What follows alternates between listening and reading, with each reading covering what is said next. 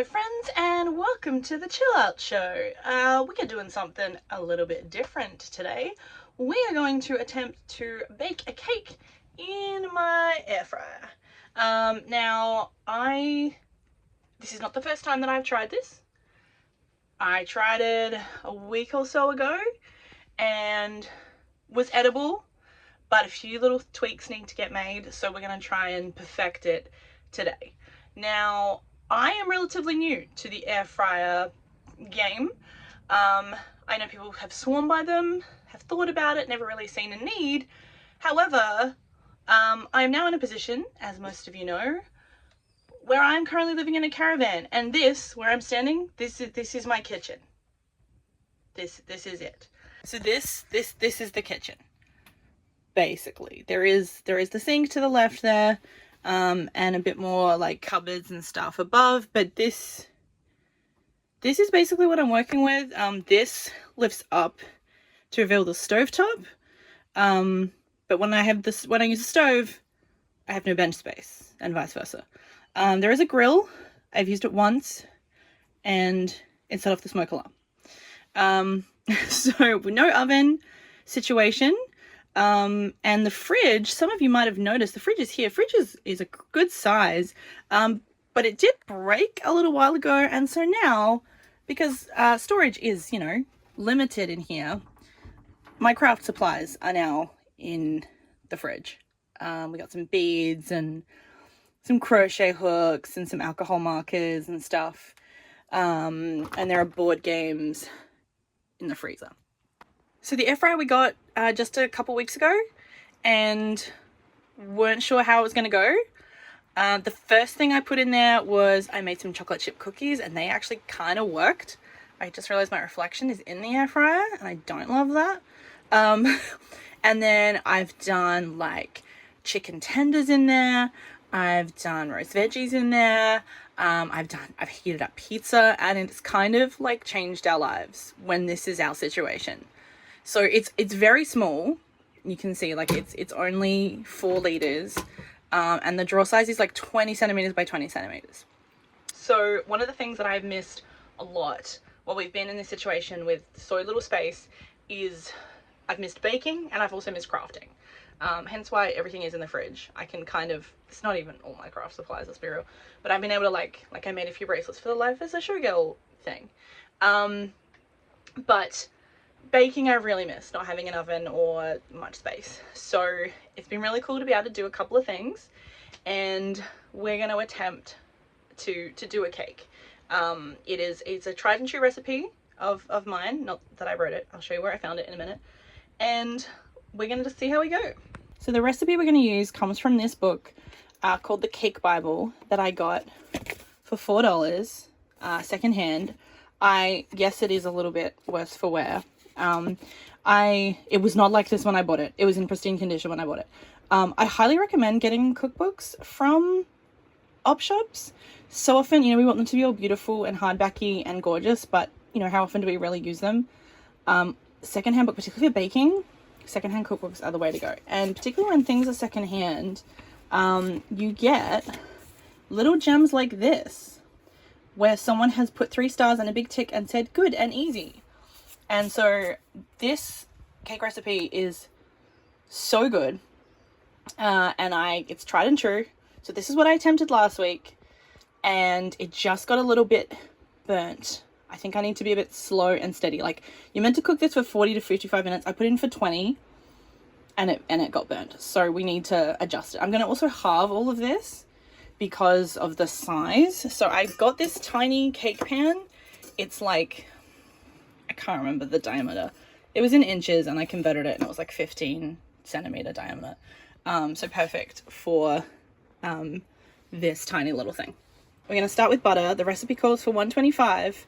So we're going to halve that again. So we need a quarter of this butter that we're then going to soften in the microwave. Are we just eyeballing this? Yes. But that's fine. So I know Americans like measure things in like sticks of butter. We don't do that, but that's like a stick of butter, I'm guessing. Anyway, it's 75 grams. We need to soften it. So let's take it to the microwave.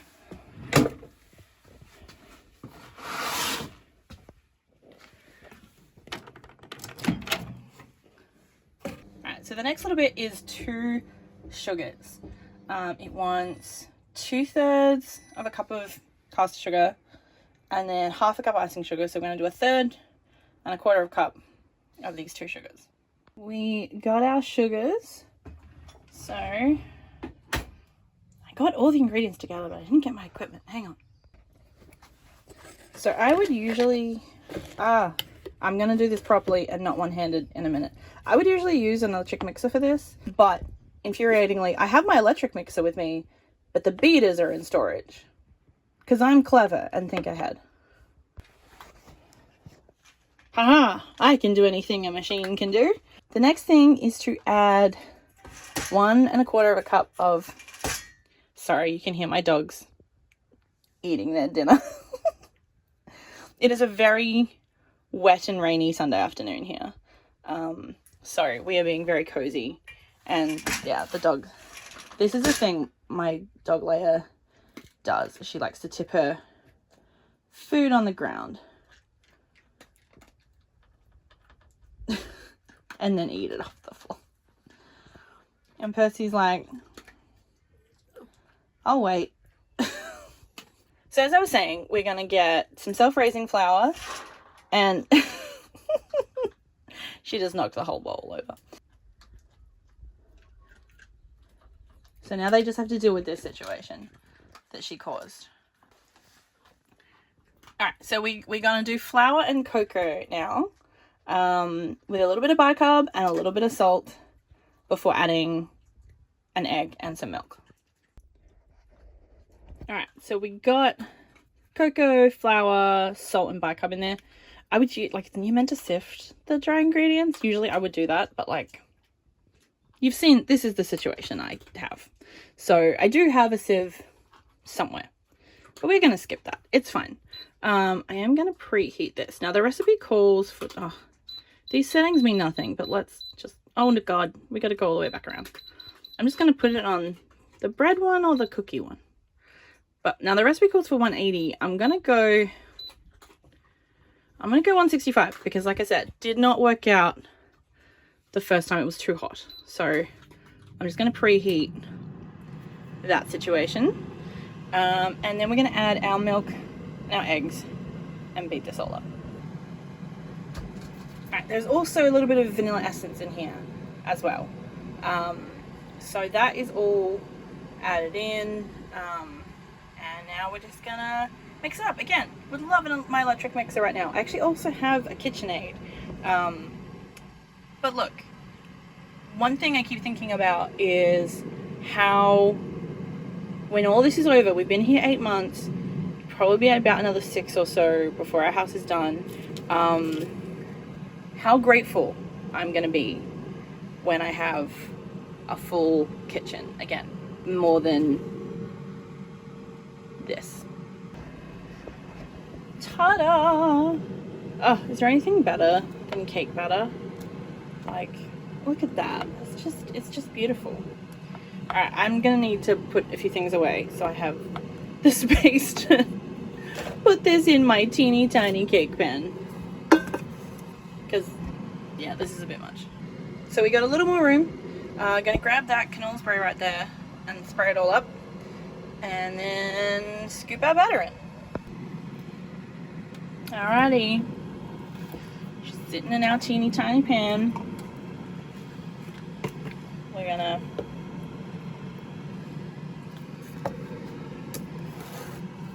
open up our drawer. This might be something I should do. This should be something I should do with 2 hands. Hang on. So she's in there.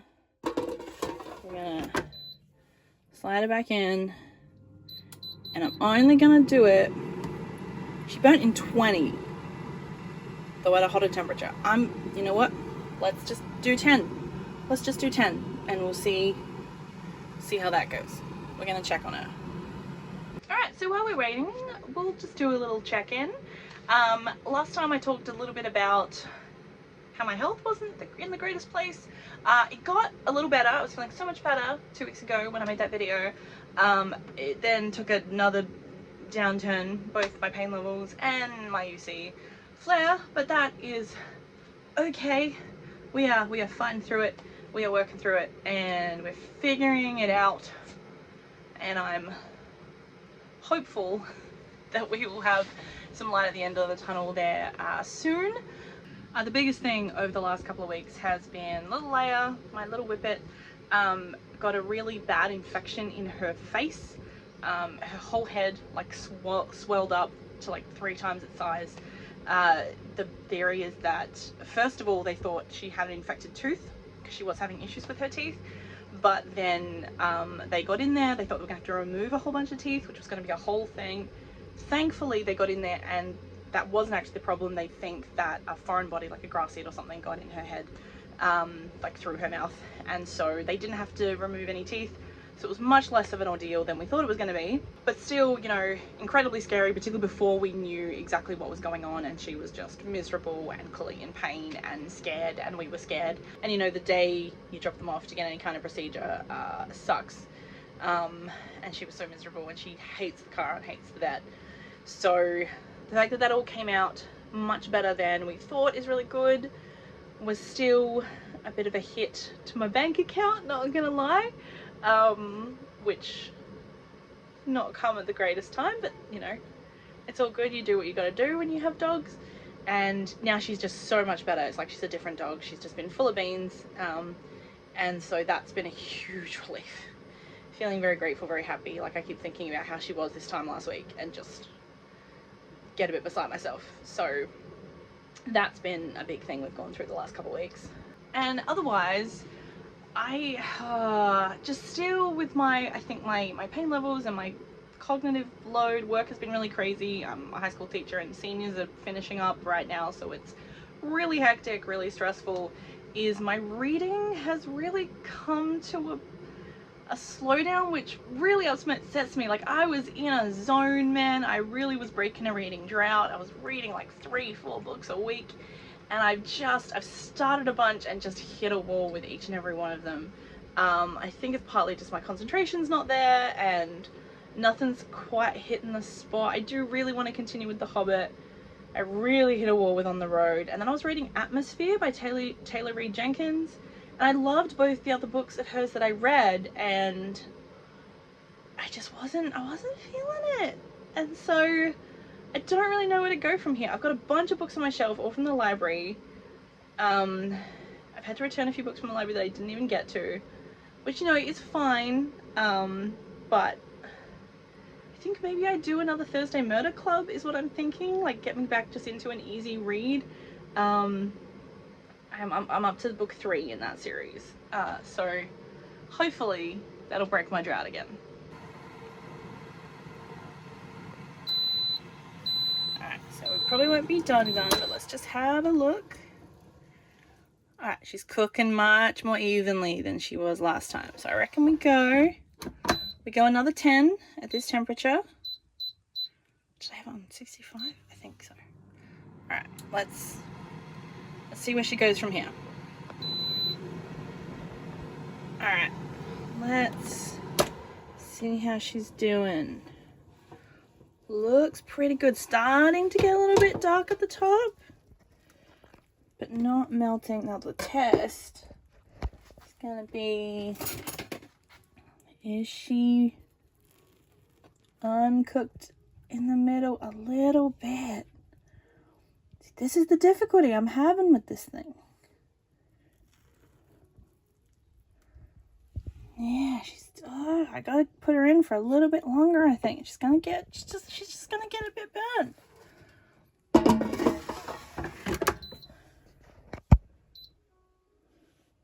Maybe we'll put her on a little bit lower and just see how she goes. Taking it out after 5. Gonna see. Oh, that's come out pretty clean, and I'm just concerned at how dark it's looking over here. Well, she's coming out clean, folks. I think think she might be done. I think she might be done. I don't want that to get any darker. All right, so we're gonna get her out of the drawer to cool so we can ice, because it's look, she's looking pretty ugly, but that's okay. We're gonna make her pretty, and it's all about how she's gonna taste anyway. Okay, so far, much more successful than my last attempt. So we got her out of there. Little bit of a stuck to the pan, which didn't happen last time. So that's a little bit disappointing, but she's out, she's complete. She's cooling. I'm gonna give her a little bit more time before we ice her. Okay, it is a few hours later, and we're gonna make icing now. I use a very, very basic kind of recipe for this. I've just got some butter in here. Don't measure it at all, just like a glob of it, with some water that I've boiled, so like incredibly hot water. And you don't need to like fully dissolve this or anything, just make it like a buttery, watery liquid that will melt through icing sugar. So I've got, again, not measured anything, just some icing sugar and cocoa powder, and I'll add icing sugar to thicken it as needed. Obviously need a little bit more, so chucked a whole lot more in there, and just gonna stir it all up, get all those big like globs of it dissolved. That's looking much better, and she's all cool now, and we're gonna ice her. Now I do have like icing tools and proper things to do this. Of course, they're in storage, like everything else that would have been useful in this process, because I didn't think I was going to be able to bake in here. But I'm not doing too bad with this knife. Again, she's not the prettiest thing in the world, but we're going to add sprinkles, and that will help. So here she is. It's not my finest work, but it looks good and it's going to taste great. Thanks for hanging out. If you've got any recommendations of things for me to try and bake in this little air fryer, please feel free to let me know. Otherwise, have a wonderful week and you'll catch me soon.